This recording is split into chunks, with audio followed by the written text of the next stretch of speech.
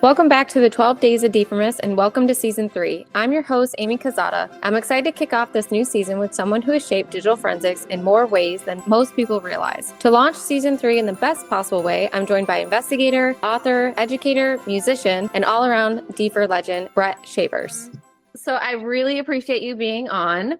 It's 12 Days of DFIRmas. I'm Amy Kazada. Still getting used to introducing myself with my new name, so hang in there. I'm sure I'll screw this up at least one or two times throughout the podcast. So I have Brett Shavers on, and you've been in DFIR since the early 2000s, which is crazy. And your background before that was in law enforcement, right? Specifically like undercover? Right. Yep. Okay. So how did your investigative experience shape your DFIR experience? I think because always trying to chase the person, the bad guy, whatever it may be. It's whatever tool was available. Mostly I did, narcotics, vice, gambling, buying and selling humans and guns and that sort of thing. But it had other cases of stolen cars and some homicides and such. And really every case, it's whatever tool I can use to solve the case is what I use. So coming into forensics is basically the same thing. I'm still going after somebody, and the forensics is just a tool. So I look at it that way. I don't look at it like I'm in forensics. It's more like I'm doing something and I'm using forensics. So that's kind of how I guess the investigative part helps. So you use the term a lot, investigative discipline. So what does that mean exactly to you, like in practice? I think it's just having a mental, just a solid foundation of I'm using technology to investigate something instead of I'm just using technology, period. I'm pulling data, I'm looking at data, and I'm categorizing data, and I'm seeing what happened on a machine. We have to break away from that because that's not really an investigation. That's just an analyst of data. And I think when we're given, a mission, here's the case, whatever it may be, figure out what happened, who did it, kind of thing. So it's the investigation part, using whatever tool it takes to get to that result. So that's the investigative, I think, theory I have is we're always, the end goal is not the computer, the end goal is a person or a nation state or a group, whatever it may be.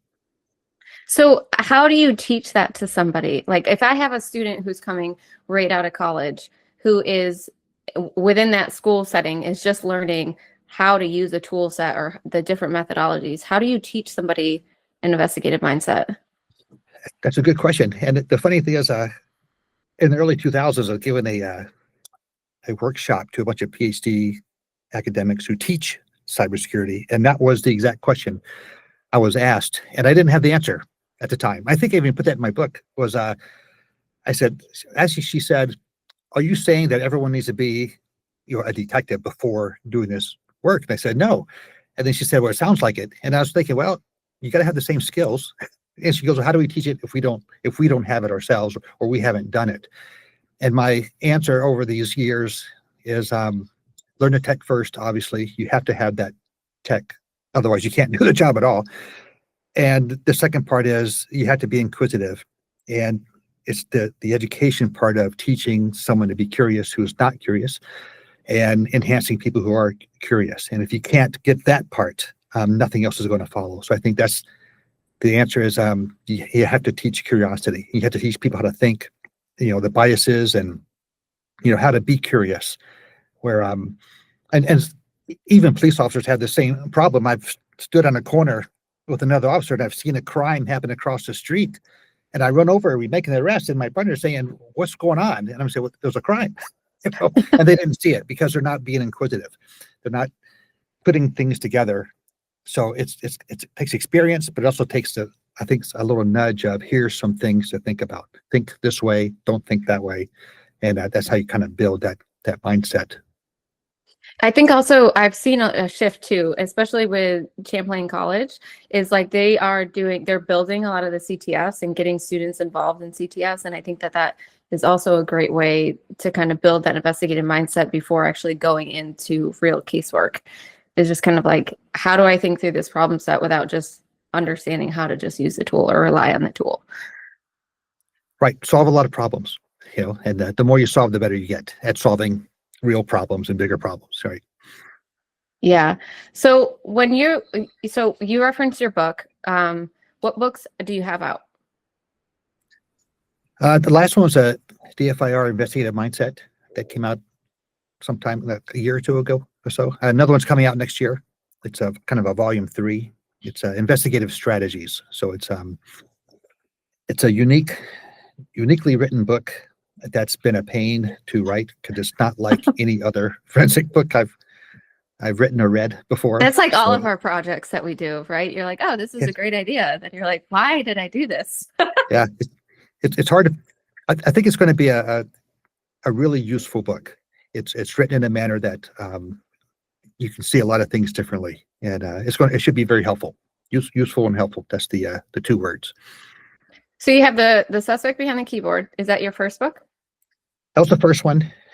I kind of Okay. call it the volume 1, and then volume 2 is the investigative mindset. This coming is volume 3, and then there's a volume 4 at the end of next year, which is again it's a little different kind of a book. So those are the volume set of that, and I have some others: X-rays forensics, hiding behind a keyboard. It's kind of a separate, not really part of this set. So this set is kind of like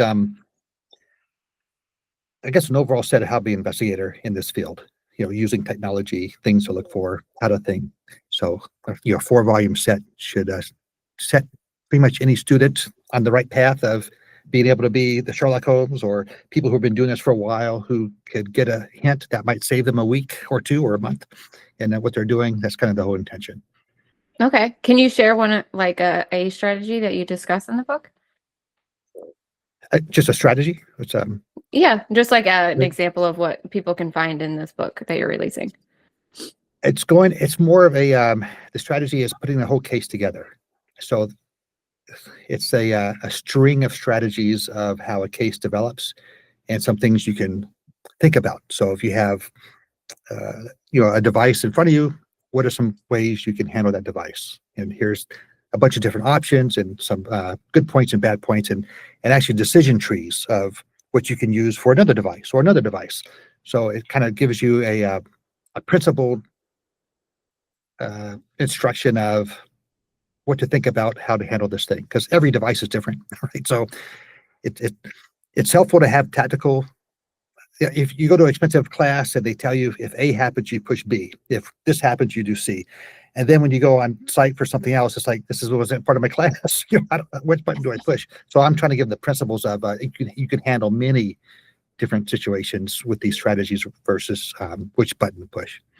Do you go into communication into your books, like how to communicate non-technical details or technical details to a non-technical audience, or even with other team members on your team, right? Like as you're going through a case? Yeah, this one does too. The new one does, and I've kind of hit that in other books as well. Is we kind of talk in a manner to impress ourselves, right? Or if we especially talk to each other, we're communicating in one language, right? We understand, and we just have to take a step back and say the purpose of the reason we're talking is so the other person understands, right? So communication is obviously the big deal. You can have a great story, but if you can't deliver that story or convey it, it doesn't matter to anybody, right? It's kind of a useless thing. Yeah, I see that a lot of individuals, especially early on in their career, they get nervous on how to explain a technical concept, and they will be a solid examiner, right? But then they'll just sit there and they'll question themselves because it feels like the pressure and the spotlight's on them, and they're not really sure. So how do you help examiners kind of overcome that? Just through practice, presentation? What do you recommend? You have to be brave enough to take a risk. So it's very easy to explain the MFT to you and you to me. We can explain it very detailed and not have any fear of being wrong or over talking, right? We can say this is what it is and we can discuss it. And then when you're trying to tell somebody else who doesn't have any clue what the MFT is, the fear is, well, if I don't talk at that level, they're not going to understand it the way I understand it. So you have to take the risk of, well, I'm going to not, dumb it down, but I'm going to convey it in a manner that they understand it, which is going to leave out a lot of information, right? And it's going to give some analogies that aren't really perfect, but the end result is they understand more than they did before, not at your level, not perfectly, but they understand it enough that they can make a decision. If it's a ruling or some decision maker for some event. So the point is just to convey it that they can make a good decision. Not teach them to be, a doctorate in forensics. So it's that risk, and the risk is you're going to feel not smart by trying to explain something simply that's complex, and you're going to feel maybe not smart because you could say a lot more detail, but you're not. So it's risky. It feels risky, but it's probably the best way to explain it is if you don't convey it, you may as well not say anything at all, because it doesn't make any help. Yeah, in my first digital forensic job that I had, my manager actually made me train all of the new people on the team, like as we had new people coming. And I think that helped me more as an examiner to be more comfortable in briefing, because I knew that this person was technical, but sometimes they're not as technical or they're not as experienced. So you kind of have to break down some of those methodologies, concepts, whatever it is that you're explaining, into a more digestible bit of information. I know that helped me. I always, and I think that is such a great tactic that she used, just because I had so much more confidence in my examinations and talking to individuals after that. When I first started on the team, I didn't want to tell anybody anything. I didn't want to be wrong. I didn't want it to look like I had a weakness or anything like that. So I highly recommend that other people do the same thing. And then we also learn from each other, right? Which I think is smart. It's really apparent too. There was a case I did in Texas on backup tapes some years ago. And I'm not an expert on backup tape, but I know what they are, right? And, I gave my testimony, to the court, and then the opposing expert went up there and she gave her testimony. And I'm in the back of the room. I'm taking notes because, man, she is just going on everything. I mean, she really is an expert. And I'm going, my gosh, she's killing me up there. She's got a lot of information on backup tapes that I have no idea. And the judge had stopped her and asked her a question to explain something, and she explained it. And he asked her again, and he asked her again, and the third time he asked her again, and finally turns to me in the back of the courtroom and he said, "Can you explain to me what she's trying to say?" And then I went, "Oh my!" So I kind of translated what she said, and the judge says, "Okay, I got it." And I went, "Oh, this is a good day." But I learned if the judge isn't getting it, it doesn't make any sense to keep repeating the same thing over and over again, because it's not working. So you don't have to be the best expert, the most knowledgeable person in whatever field you're doing, but as long as you can convey it better than the other expert, you'll come out ahead with the accurate story. Yeah, it's like that famous saying, like the definition of insanity is repeating the same thing over and over again and getting the same result. It's the same thing. It's like repeating the same process over and over, saying the same sentence over and over again and hoping for a different outcome. So are there any other common mistakes that individuals do when they're presenting digital artifacts or their casework? Over explaining is probably the big one that I see, and under explaining also is the big one. I was just in a trial a few months ago and watching the witness on the stand, and I'm sitting there and I felt like I wanted to stand up and say, "You got to say this, you got to put it in this manner," and it just wouldn't, and I could see the jury's, faces. I'm going, it's just on the edge. You just have to take that risk of how far do I go? I don't want to go too far, but I want to go, too back. So you got a lot of practice, risk taking, making sure that people understand what you're saying. Did you take any course or any type of training to testify? Not specifically. I've testified before any training. Even police academy doesn't really teach, or didn't teach us anyway, much on testimony. But a lot of trial and error in trial, I guess, is where it came from. So, and also being coached by, not coached, but different attorneys on, how to behave, how to do all these different things. So a lot of out of the classroom taught by the attorneys, particularly with different court systems have different rules. So it's good to hear directly from the horse's mouth. Here's how it works in this court. Yeah. Right. When you said practice, like mock trials with attorneys, is that what you would do? Yeah. in real cases. So it was, I mean, you go to a class, it's kind of stressful because you're in front of your peers, you don't want to look stupid. But when you have a real case coming up and you're in that mock situation with the real case, it's like, well, this is a real case coming. The exam's going to be for real, not just because I'm getting graded on it. Yeah, so I have to bring this up, and I'm probably going to bring this up a lot throughout this entire season, but we have to touch on AI. So especially AI in the courthouse, right? If you're using a tool set with AI, do you explain that in the courthouse? Do you avoid it and just go through the verification results instead? How do you avoid pitfalls with presenting any tool set results that have AI integrated into it? Yeah, talk to your client ahead of time, client or prosecutor, whichever kind of case that you're in is, bring it up first, and have the lawyer come up with a strategy. I think that's because the casework is all going to be, the legal strategy is up to the attorneys, and you kind of want to be on the same sheet of music as the legal strategy. And the last thing attorneys like are surprises. You know, in the middle of a cross-examination, AI comes up and then, flustered and starts happening.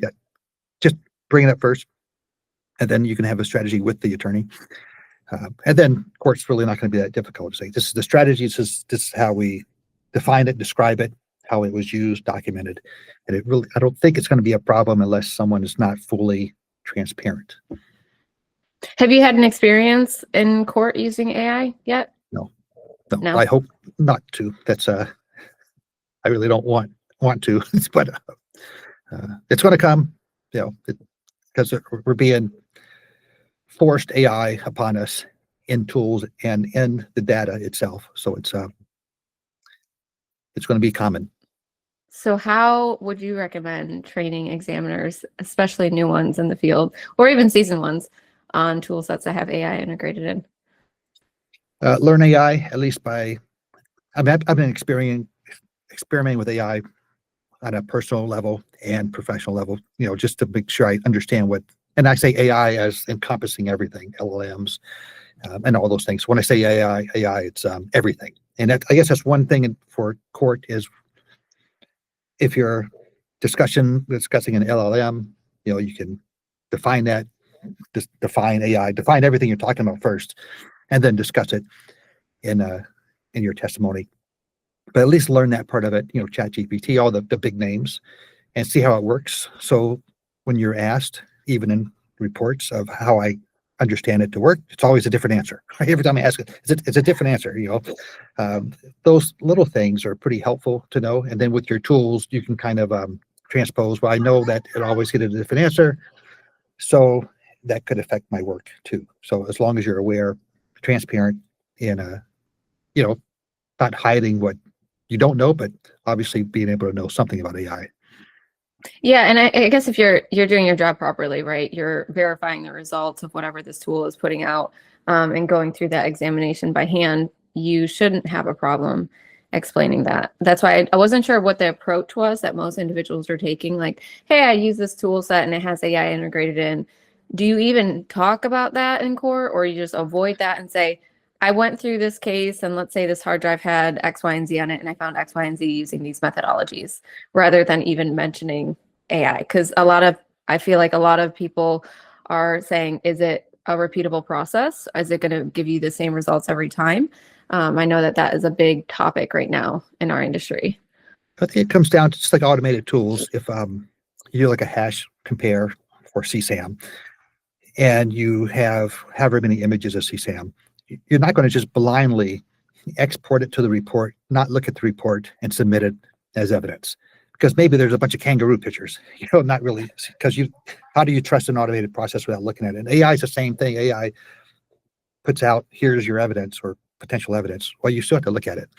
So if anyone ever writes, AI gave me this and I submitted it, that there is that's blood in the water, for being attacked. But AI gave me this, I verified it, corroborated it, all these things, it is accurate. That's different than just saying, yeah, AI did it. Yeah. I feel like either saying that you verified it immediately or avoiding that process in general of like even trying to explain it would be my comfort zone, at least. I'd be like, okay, yeah, this is what I don't want to do and I want to talk about and I don't want to talk about. Because there's so many different holes that people can place in that testimonial. So I guess if you were to give one piece of advice well, hold up, let's go back. You said you're working on AI projects, right now? Yeah. What ones are you working on? Can you share? Yeah, sure. I made some music. I made an AI album for forensics. And again, it's just one thing led to another of finding new AIs to do new things, making videos and those sort of things. And I think it's important, like for the video making, because we have deep fakes. And I think it's important to know how good a deep fake can look. And the same thing with the music.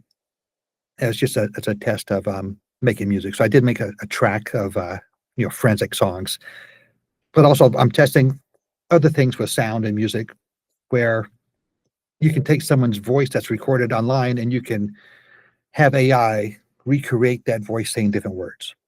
So forensically, for evidence, when you have audio recordings, you have to be a little bit suspicious of, is this the person's actual words? In this video, AI can make a grainy video that looks like a real video as well. And you put fake words into it. Now you have is it evidence or is it not? And it could be evidence either way, right? Planted evidence or exculpatory evidence. So I think it's important to know what AI can do. And making music is one of them. And I'm not a musician, but I listen to the radio and voices and that sort of thing. I think is very important to know for our job, because we don't want to be on a stand saying, have you ever heard about someone's voice being manipulated? And you go, well, no. That means we don't know our job well enough. And if it's digital, I think we should know it pretty well. Yeah, I can't even imagine what personal problems that causes for people to be able to manipulate someone's voice. I think the worst part is not manipulating the entire conversation, but if you imagine taking one clip of a video, say it's a minute long or an hour long, and you just change one or two words in there. Oh yeah. You take out the not, I did not, whatever I did. The whole video is real, except for that half a second or a millisecond where a word was added or replaced. So now you're arguing over, is the video real? Yes, but is it all real? I mean, what part is missing? That's going to be a really good case to figure out. Yeah, just like the amount of misinformation that could go out is just crazy. Yeah. You start wars that way. Yeah, all these tool sets make everything easy. So what did you use to make the music? A couple of different websites. There's one called, I think it's Suno, SUNO. I'm not sure if it's .com or .io, but that's one of them. There's a couple others that make music videos. You can add music to different videos. It makes the videos itself. I can't even imagine how many services there are online, but there's more than one person can actually go through. So that's really interesting. So can you copyright that song? You can, and Really? I guess that's a new world. I think that the free version you can't. It's I guess it's owned by the service, but you can pay for a professional version and you can own the copyrights. How do you think that's going to impact the music industry? I think the music industry is at risk of being ended. So I do have to say, I have to tell people who are listening that I did get a sneak peek and I listened to one of your tracks, and I was shocked that it was an AI track. Yeah. I was like, oh, this is good. I was like, and you had mentioned, some of these tracks you might like and you can listen to them while you're in the gym. And I was like, I could totally jam out to this while I was in the gym. It was good. Yeah, well, you can make your own music by telling the AI, I prefer this kind of music, this kind of voice, this kind of speed, rhythm, and it makes it for you. If you don't like it, you can adjust it. So I can foresee everybody eventually making their own workout music, study music, whatever music you like, you can make it in a few minutes. And as far as the music industry goes, I don't know. Yeah, you say that's easy, but I feel like I would still struggle with trying to make my own anything. It's just like, this is already here. I'll take this. Yeah, these people know what they're doing. That's what I said a few months ago. Oh, really? Yes. Oh my gosh.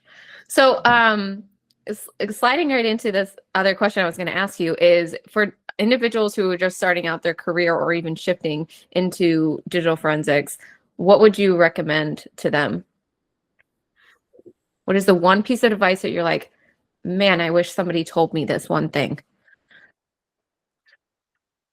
So that's a tough one, isn't it? Because there's so many things. Well, coming in, you don't really know what you want to do, and I think probably the best thing is to find what you think you want to do first in that huge realm of this field, because you have everything from one end of the spectrum to the other end of the spectrum of specifics, even down to the operating system. For someone to say, I want to be an expert in Windows and Mac and Linux and this and that, well, and mobile, and you add all those up and say, well, that's not going to happen. You're not going to be an expert in everything. And some people may say, I want to be an expert in this one operating system. Well, that's not good either, because that's not going to last very long either. So I think the idea is to find what you want to do generally, kind of narrow it down, and then you can make the path to get there.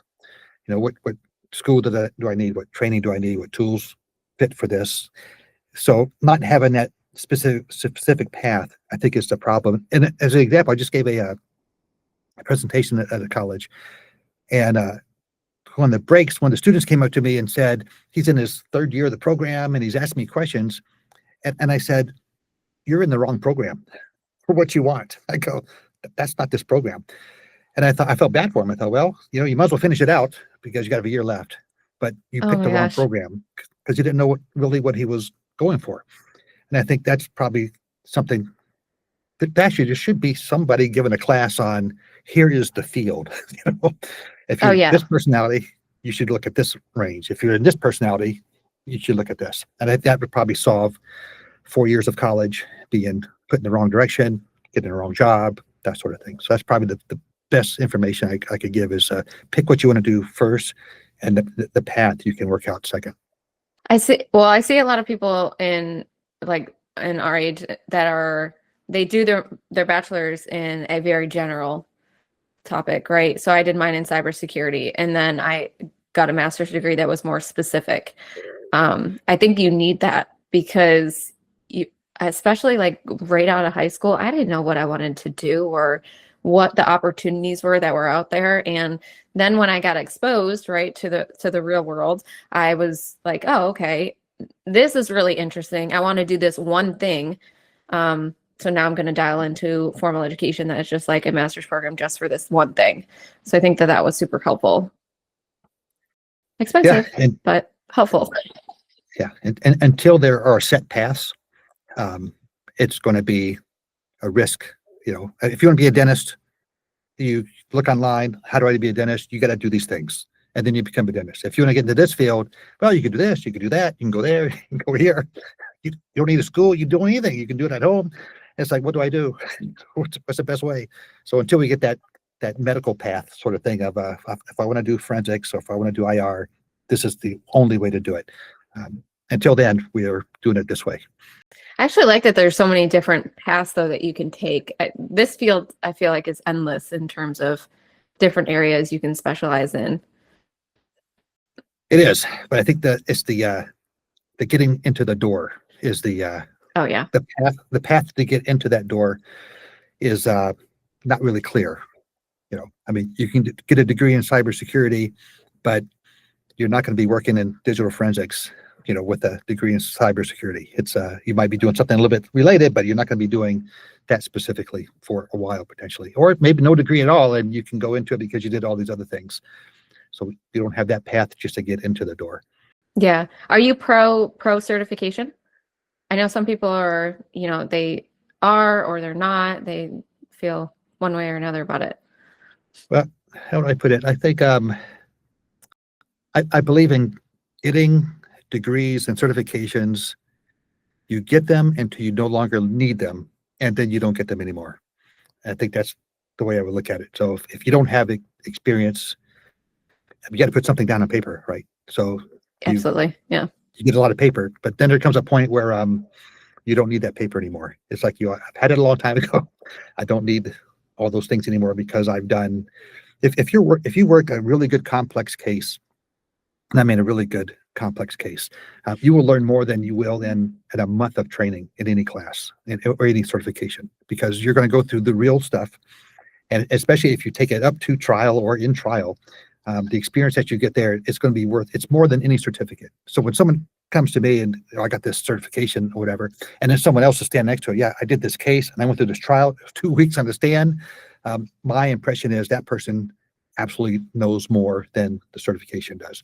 And not to discredit certifications, but it's that, like I said, you get them until you don't need them anymore. I think that's but some people get them all the time. That's their whole life profession. Well, it depends too. I mean, some of the certifications also, they count towards CEUs and stuff like that. So sometimes people are getting them to keep their other ones current, so that way they don't have to take the test again. It's somewhat required for different jobs. So that's that's different. It totally makes sense. Like if you are especially fresh in the industry and stuff like that, and you need to show your value and expertise, and you're trying to get in the door, probably a certification is the best way to do that. Yeah, probably the only way.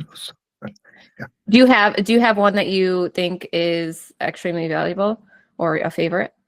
I get asked that a lot too, and my answer is no, because it's the way I say it is, if you're looking for a specific job, find out what they want, get what they want. That's the best one to get, because if you think that this particular certification is great, right, but the job that you want doesn't even care about it, then this is worthless for that job. Yeah. So find where you want to go first, and then you make that path to get there. That path is certain certifications, degrees, whatever it may be. And if you can't get those, to get that job, find another job, that you can actually match. Otherwise, it's going to be a painful process. Yeah, start at a more obtainable position and then grow into it. Yeah. Right. So this is the 12 Days of DFIRmas, and I love that you have this very festive. I didn't realize that Santa was behind you, and you moved a certain way, and I was like, oh, Santa's at his workbench. It's so cute. Do you have a favorite holiday movie? Oh my, no. No? Yeah. No. Oh my gosh. Well, I guess Die Hard would be the only one. This always comes up. Everyone's like, that's not a holiday movie. And I was like, well, yeah, it kind of is. Yeah. It's made its way into the lineup, right? So it is now. It was definitely not intended to be a Christmas movie. Are you sure? I don't think so. I think so. Do you think so? Oh, I think so. Mine's Christmas Vacation through and through. I mean, that's always been number one in our house. Like, my stepdad would not let. I mean, he watches it all year round. It's not just for Christmas. So okay. Yeah, it's my sister and I can quote it, like almost the whole thing. Yeah, and I'm actually really excited. I just found these pajamas that have all of the characters from the movie on them for Christmas, and I'm like, yes, finally. So I can't wait to debut those Christmas morning. Yeah. Yeah, I do have Christmas pajamas, so I not by choice, but I got them. So is it like a family matching situation, or not that bad? They were gifted. Yeah, they're comfortable. I like them. I wear them outside of Christmas too. So awesome. Yeah, as long as they're comfortable, and anything is like, it's not the pink bunny suit, right? That you're just like awkwardly wearing and it's uncomfortable, and hopefully everyone gets that reference. All